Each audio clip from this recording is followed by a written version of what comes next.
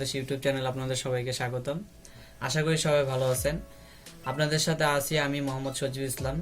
তো আপনাদের সাথে আরেকটি হিসাব বিজ্ঞান আরেকটি নতুন ক্লাস নিয়ে চলে আসলাম।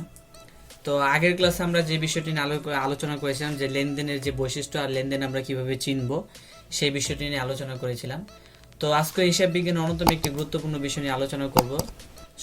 সেই টপিকসটা হলো যে হিসাব সমীকরণ। আমরা জানি হিসাব বিজ্ঞানের অন্যতম কিছু গুরুত্বপূর্ণ টপিকস থাকলে এর মধ্যে হিসাব সমীকরণ হলো একটা।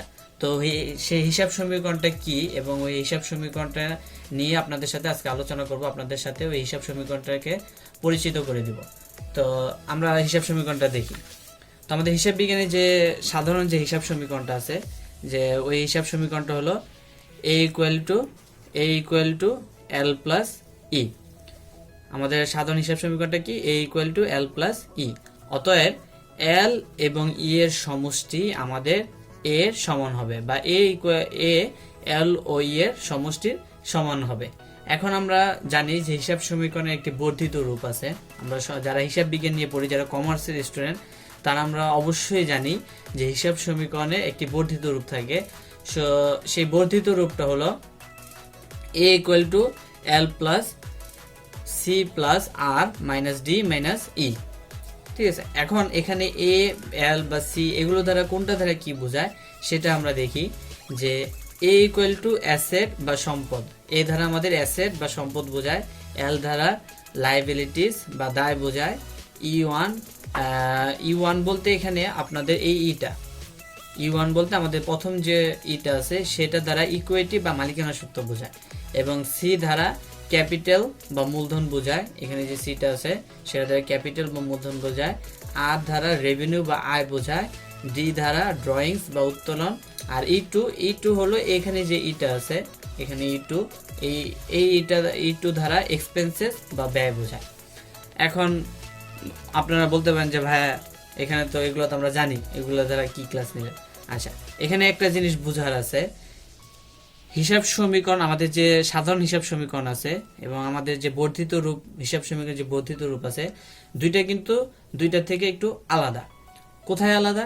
এখানে দেখেন আমাদের এখানেও এ আছে, এখানেও এ আছে, এখানেও এল আছে, এখানেও এল আছে, কিন্তু আমাদের এখানে ইটাকে, আমাদের যে মালিকানা সত্ত্ব ছিল, আমাদের যে ইটা ছিল, ইটাকে আমরা ভেঙে একটু বড় করছি বা একটু বর্ধিত রূপ ধারণ করছে। এখন এখানে কাজটা কি?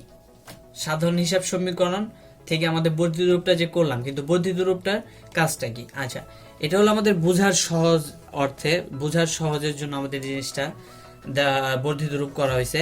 কারণ এখানে আমরা এইটাকে ভেঙে যে বর্ধিত রূপটা করছি, এটার কাজটা হলো যে আমাদের জানি ক্যাপিটাল বা মূলধন, এখানে আমাদের সি প্লাস আর দুইটাই, কিন্তু এখানে মূলধন এবং আয় এই দুটো আমাদের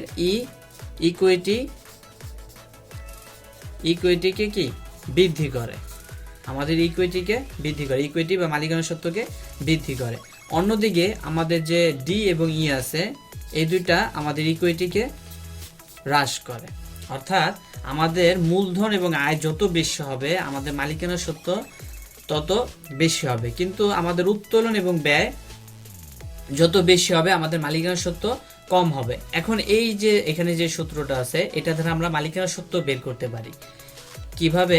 যখন আমরা একটা সমাধান করব যে মালিকানা সত্ত্ব বের করতে, তখন আমাদের দেখতে হবে যে আমাদের মূলধন আছে, আয় আছে কিনা, ব্যয় বা আমাদের উত্তোলন আছে কিনা। যদি আমাদের মূলধন এবং আয় থাকে, যেখানে আমরা মূলধন এবং আয় পাবো সেখানে আমাদের মালিকানা সত্ত্ব বৃদ্ধি পাবে, আর যেখানে আমরা উত্তোলন বা ব্যয় পাবো সেখানে আমাদের মালিকানা সত্ত্ব হ্রাস পাবে।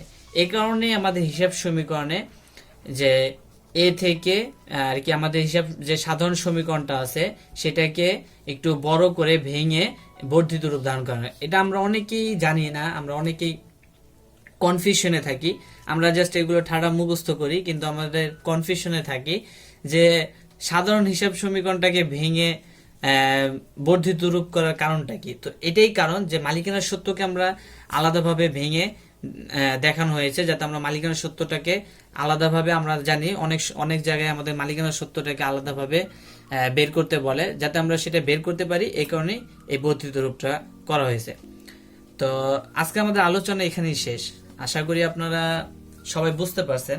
তারপরে যদি কারো কোনো প্রবলেম থাকতেই পারে, তাহলে অবশ্যই আমাদের কমেন্ট বক্সে গিয়ে কমেন্ট করে দিবেন। আর এর আগের যে ভিডিওটা, লেনদেনের যে ভিডিওটা ছিল, যারা ওই ভিডিওটি মিস করে ফেলছেন, যারা ভিডিওটি দেখতে পারেননি, অবশ্যই আমাদের ডিসক্রিপশন বক্সে ওই ভিডিওটির লিঙ্ক দেওয়া থাকবে, অবশ্যই সেখানে গিয়ে ভিডিওটি দেখে আসবেন।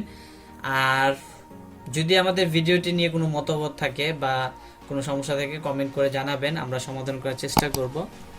আর ডিসক্রিপশন বক্সে আমাদের আমরা এই যে সামনে এসএসসি পরীক্ষা আসছে, আমরা এসএসসি পরীক্ষার বিভিন্ন সাজেশন দিব, বিভিন্ন নোটস দিব।